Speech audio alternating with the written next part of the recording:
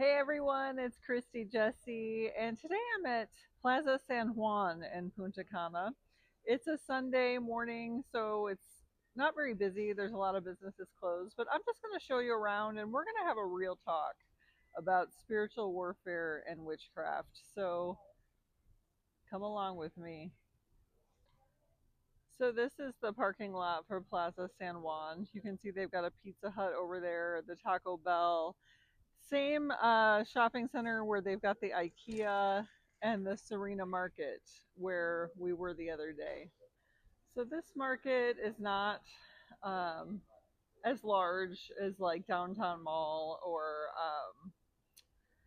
obviously the Blue Mall, but it's in downtown Punta Cana. And here's like a little empanada stand. They're not open yet. As I said, it's Sunday morning, so some of these businesses may not even be open today. That's a paper and like school supplies store.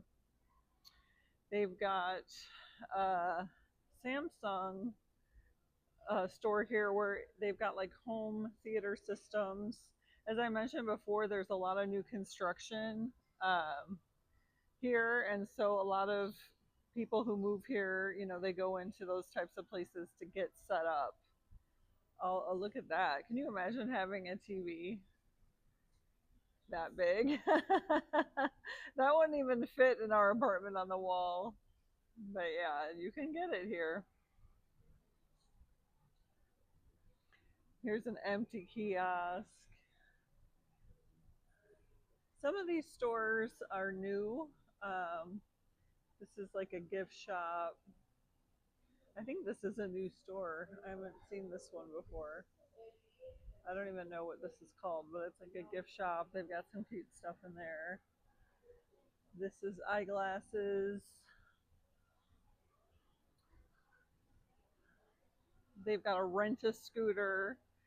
The moto conchos or motors are very popular here, so you can rent a scooter. Here's another gift shop. Laura Santana. Ooh, this is a new store. It looks like more formal wear, formal dresses.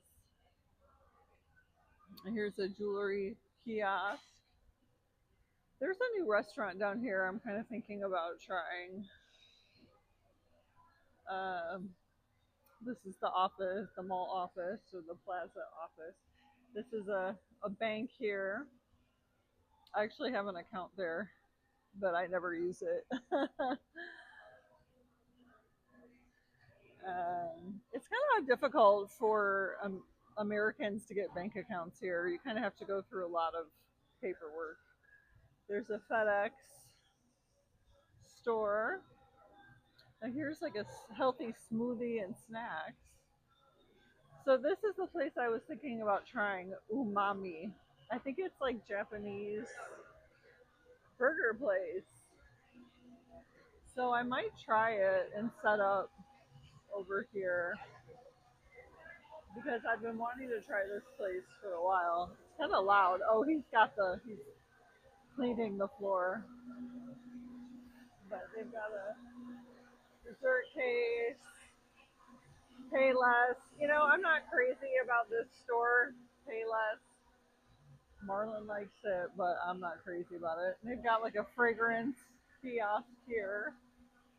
And that's really pretty much it for Plaza San Juan. There are a bunch of other little shops around. Like you can see over here, there's a Puma over there and a store called Habana, which I actually really like. It's another boutique. It used to be over here in the plaza, but they moved. But again, they're really pricey. I think I'm going to try this umami burger, and we're going to have a real talk about the Devil's Playbook, spiritual warfare, and witchcraft, and how you can tell if someone's affected by it. Hola, buenos días, ¿cómo estás? Gracias. ¿Do you tienes Coke Zero? Bebida Coke Zero? Sí, I have one of those. But I still. Just Coke Zero. Coke Light. ¿Tú sabes Coca-Cola? Zero. Sí, sin azúcar. Okay, I want that for sure. Okay, gracias. I'm like, how do you say Coke Zero in Espanol? I always say Coke Zero, and they look at me like they don't. I don't speak English. I'm like, I'm speaking like, how else do you say Coke Zero in Espanol? I don't know. All right, I'm checking out this menu at Umami. They've got sandwiches, mozzarella, enchilada. Okay. Caesar. They've got my Caesar salad. I can understand most of the stuff on here. Bruschetta. But I wish they had a lot of these places have menus in English as well, but I'll find something. Cameroon's al ajillo, that's like garlic shrimp. All right, they didn't have chicken for the Caesar salad, so I just got a focaccia sandwich. So we'll see. Try something different, you know. So I wanted to talk to you guys today about spiritual warfare and witchcraft, and how do you know if someone close to you is operating under another spirit or just under attack. Okay, so many of you who watch my other channel, I know you also watch this channel too, and so I talk a lot about witchcraft and spiritual warfare. And many of you who have special gifts, spiritual gifts, prophetic gifts, God has called you into certain situations that if you had really been doing things on your own, you would have never got into those situations. And there's purpose in that. You know, when you give your yes to God and you give Him your 100% yes, He's going to use you. And it's not always going to feel good. It's not always going to be comfortable. You know, it's not always going to be easy. In fact, it's quite the opposite. You know, usually He's sending you into situations that are difficult. He's sending you into situations where there's demonic strongholds, where there's generational trauma in the territory. And He prepares you for that assignment. You know, He trains you beforehand. But that doesn't mean that it doesn't get messy sometimes. It doesn't mean that you're not going to experience witchcraft attacks, spiritual warfare attacks, especially if your assignment involves another person, okay, who is maybe not as spiritually strong as you yet. Maybe they're being processed, you know, they're not quite where they need to be. And the enemy uses that, and he'll use that person to come against you, to attack you, okay? So how do you know if that person is under witchcraft attack or under spiritual warfare attack? Well, first of all, it is a spiritual warfare attack against you when the enemy uses somebody to come against you. And some of the telltale signs are double-mindedness, okay? When somebody is acting, you can tell when they're acting out of the Holy Spirit, you know, that they are completely different. You know, they're almost like a completely different person. Like they're super positive. They show the fruits of the Holy Spirit. They're kind, supportive, you know, everything is great. But all of a sudden you'll notice a shift in the person. And it's like all of a sudden you become the enemy. And it's because you represent God in their lives. And a lot of these times, these people are in rebellion and there are bloodline curses going on. And these entities don't want this person to break the curses. Okay, so the entities on the bloodline start attacking you and they'll influence the person to think that you're the bad guy, that you're the one who's not for them. And they come into agreement with all these people around them, sometimes family, who are manipulating, controlling, operating out of occult, witchcraft. And even sometimes by staying connected to these people when God has called you to separate, it's an open door. And it gives the bloodline familiar spirits access to influence the person, okay? So you'll just start to notice them manifesting. You'll start to notice them acting up. It almost is like a completely different person, okay? And when you have eyes to see and ears to hear, you know exactly what it is, okay? And I mean, you don't take it personally when you start to see what it is. You get in your prayer closet and you start to fight it in the spirit, okay? It makes no, it's it's not worth it to fight the person in the flesh, because that's what those spirits want. They want to upset you. They want to create chaos and drama. Don't be surprised when you start moving in purpose and God starts blessing you in a certain direction, especially if it involves another person, a spouse, a loved one, and they're 100% on board. God's blessing what you're doing together. There's success in it. This could be in ministry, someone you're working in ministry with.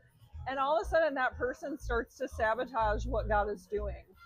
Okay, that's a sign that there's witchcraft going on, that there is heavy spiritual warfare, demonic oppression, because those entities don't want that person breaking out of Babylon. They don't want that person to step into purpose and do God's work. Okay, they want that person to stay in bondage. They want that person to stay stuck. And then all of a sudden you become the bad guy when you're the one person who's been supportive, been loving, offered this person an opportunity to break out of Babylon. But it's almost like they want to stay stuck. That's another spirit operating that's trying to enforce bloodline curses. Okay, and listen, the best thing you can do when someone starts acting this way and you can tell they're operating under a bad spirit, under witchcraft, is withdraw. Just completely back away. Don't allow this person's demons to attack you, and don't try to control the situation. Don't try to force them to do anything. Just release them to God. And God is going to point you in the right direction. And listen, when you have completely submitted yourself to God, you don't need any person to complete you. You don't need anybody else to make you feel good. Because when you're in relationship with Jesus Christ, that's all you need. And also know, it says in John 10, verse 10, the enemy comes to kill, steal, and destroy. But Jesus comes to give life and give it more abundantly. Okay? So when you start moving in purpose with somebody and all of a sudden they start trying to sabotage everything and you're the enemy and you're forcing them to do things they don't want to do, you already know what it is, because the enemy comes to kill, steal, and destroy. And there's a strong delusion going on there, and in their minds, you're the bad guy. Take your hands off. You're not going to force anyone to do anything. You're good no matter what, because you have God on your side. When God is for you, who can be against you? And turn this person over to Jesus. Some people are a job for Jesus. Some people have the need for healing and deliverance. Deliverance and healing is a process. And you better believe when you step into purpose, you're going to have people acting up. Okay, you're going to have people coming in, trying to tell you, you're not doing the right thing, or you shouldn't do this, or you shouldn't do that. I can't tell you how many times in my life I had even family telling me to do something that was in direct opposition to what God had spoken to me. And thankfully I ignored it, because that was not my family member. That was a spirit, a bloodline spirit operating through that person. Okay, but we're raised to believe that blood is everything and that family is everything. But the enemy loves using family members, and it's to keep you stuck. It's to keep the curse in place on the bloodline. Okay, the curse of poverty. Okay, when God is giving someone an opportunity to no longer be a victim, to no longer be, stuck in Babylon, to be an entrepreneur, to make their own money in a supernatural way, and they're resistant to it, that's a spirit operating, because it's not biblical to want to stay in bondage, to want to be in poverty. Okay, Jesus says that He knows the plans he has for us, plans to prosper us and not harm us, to give us a future and a hope. Jeremiah 29:11. Okay. So it's not God's will for us to be broke. Okay. But some people, it works for them because when they are in a poverty mindset, they can always be the victim and they can always, and that's a learned behavior. Okay. To always want a handout. That's a learned behavior. And so, just don't be surprised when you have breakthrough and then the enemy comes in to steal, kill, and destroy. And the best thing you can do is guard your heart, for it determines the course of your life. Proverbs 4:23. Don't fight it in the flesh. Don't try to force anybody to do anything they don't want to do. And never, you're not going to win this person over by basically telling them everything I'm telling you now, because there's a block going on there. And the only thing that's going to break that is they have to come out of agreement with the demons on their bloodline. They have to come out of rebellion in certain areas of their lives where they have open doors, and they have to want deliverance and healing. And you can't force somebody to do that. They have to want it on their own. And when people continue to choose rebellion, or they're lukewarm, they have one foot in and one foot out, God is going to allow that person to get very uncomfortable. And this person might be in grace. They might have access to favor through you. God is going to start removing that. He's going to allow this person to be uncomfortable. He's going to allow this person to go into the belly of the whale like Jonah until they finally fully submit to God. Because a lot of times these people are chosen vessels. And I'm sorry to say, we all have free will, but when someone is a chosen vessel like Paul, he didn't have a choice. God sat him down. God sat Saul down and said, "Why are you forsaking me?" And the scales fell from his eyes. And that's when he became from Saul of Tarsus to Paul. Okay? So you're never going to make this person come to Jesus. They got to get there on their own. And listen, God will allow us to do it the easy way or the hard way. And listen, for me, it was really the hard way, because I had heavy witchcraft coming against me. I was, drinking. I was smoking substances that were legal, but still open doors.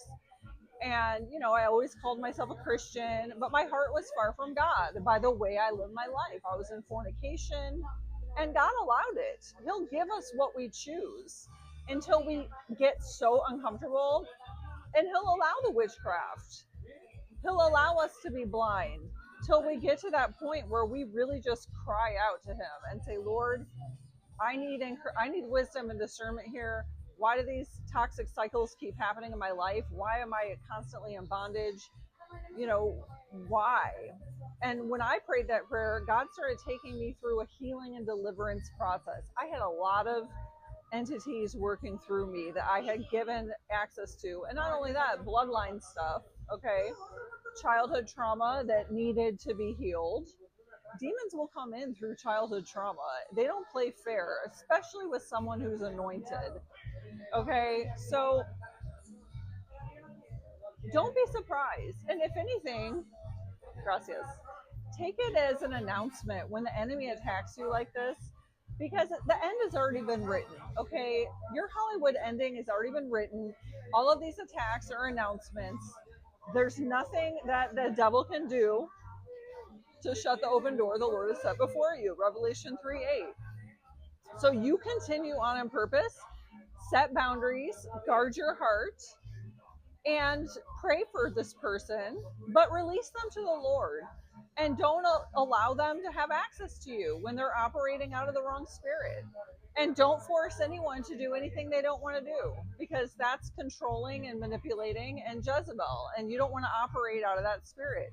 You got to just let go and let God in those situations. And trust me, God is going to do a much better job with this person than you ever could. It's not your job to fix somebody. It's not your job to force someone to get healing and deliverance. They have to want it on their own. They have to be desperate for deliverance. Listen, The only reason I was able to get delivered was because I was desperate for it. I was desperate for the Lord. I was desperate for closer relationship with him. And that's what started my healing and deliverance process. Okay. And people are going to come to that in their own time, in their own way. And that's between them and God. And that's fine. But at the same time, you don't have to allow this person to continue to hurt you, you know, when they're still bleeding out because they're not healed. Okay. You can set boundaries. You know what it is. Don't take it personally and know your assignment and stick to it. And that's all you can do. And have faith that God is going to finish the work that he started in that person in the name of Jesus. Okay? So that's about it. Yes, thank you. Gracias. So I order my food. We're going to just wait for my food to come, and I'll show you guys what I ordered, and we'll test it out together. So here's my view from where I'm sitting right now, and you can see this big, I think it's a Marlon. It's like a big statue. Actually, Marlon and I, on our wedding day, someone else was driving and we got into a little fender bender right there on our wedding day. So tell me that wasn't a spiritual warfare attack. And thankfully, we were all fine. But, you know, the enemy comes to kill, steal, and destroy.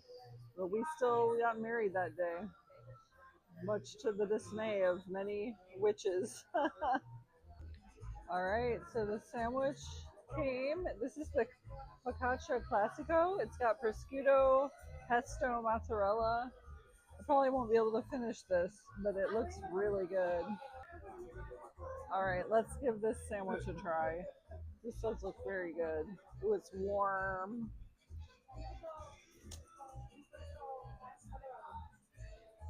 Mm-hmm. No, that is good.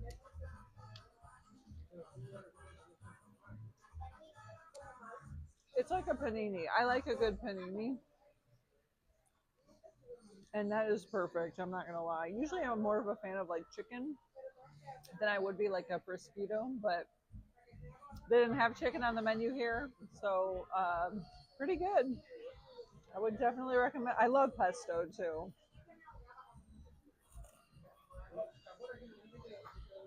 Mm.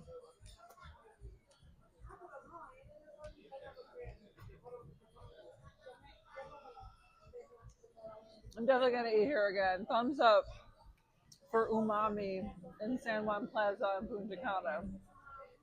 If you come here and order this focaccia classico, you will not be disappointed. 100%. It's a winner. All right, I finished half of that sandwich. I'm going to bring the other half home from Marlon, but it was so good, you guys. I really enjoyed it. I'm going to show you the other half of this shopping plaza where they've got a movie theater and some other restaurants and things. So come take a walk with me. Here are the baños, and they've got like a little bar here. I'm sure they probably serve food and smoothies here too. Is this art? This place is called Gustoso Gelato Gourmet. So it looks like they've got gelato. I feel like that place is new for sure. Here's another salon, Eden Beauty Center and Spa. I've never been there before. This is about a 10-minute Uber ride, 15 depending on traffic for me. So I go to usually for like salon or something like that. I go to somewhere in my neighborhood. Habana, that's the resort where I was telling you about. That is like really cute stuff in there, but it's very pricey, I will say. Here is the cinema, cine in Espanol. And these are the movies that are playing here. I think that we asked before, there are some of these movies where they have subtitles in English, I believe. But The one day we just happened to be here walking by, they didn't have any. You know, plus it's got to be something that I really want to see because I don't really watch a ton of movies just because I'm really selective about what I'm gonna watch. But here's some rentals. Some people have asked like how much does it cost to rent a place here. Here's one for $850 a month, $1,700 a month, $2,600 a month, 3-bedroom condo, price upon request. So, you know, depending where you are, here's one for $1,200. The closer you are to the beach, the more it's going to cost. That's the bottom line. Here's another courier service. It looks like real estate. There's a lot of real estate offices, and they're closed today.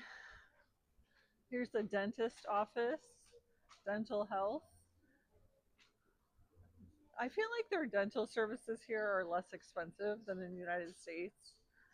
I think it's kind of part of that med tourism stuff. Like you can get pretty much anything done here in that department less expensive than the United States.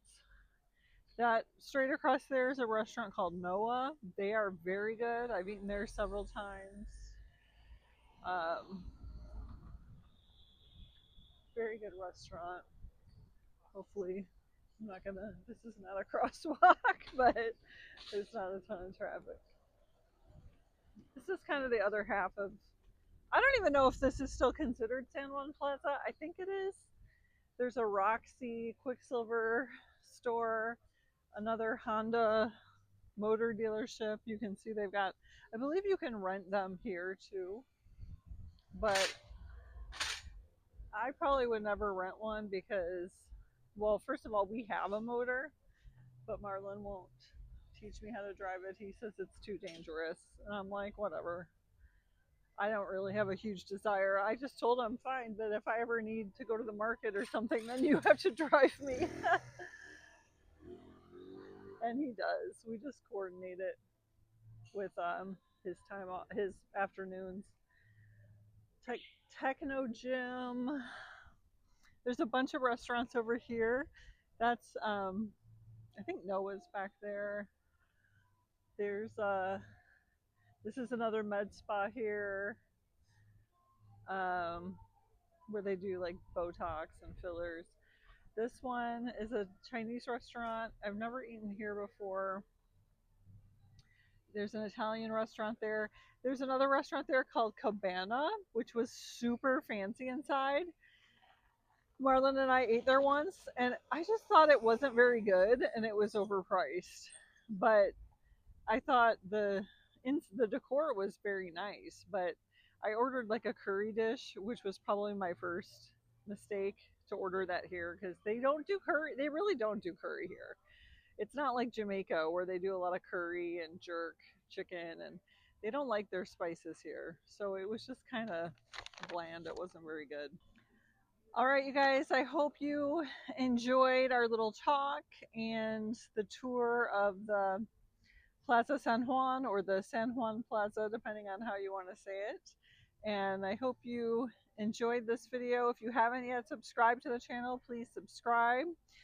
This is a second channel for me. My other channel, I know that channel is probably recommending this video. So if you haven't subscribed to my second channel, it's Cristi Marlon. Just hit the subscribe button, hit the notification bell so you get these as they're being put out. And like, comment, engage with it. Let's push it in the algorithm. And just know I appreciate all your support, you guys, and God bless.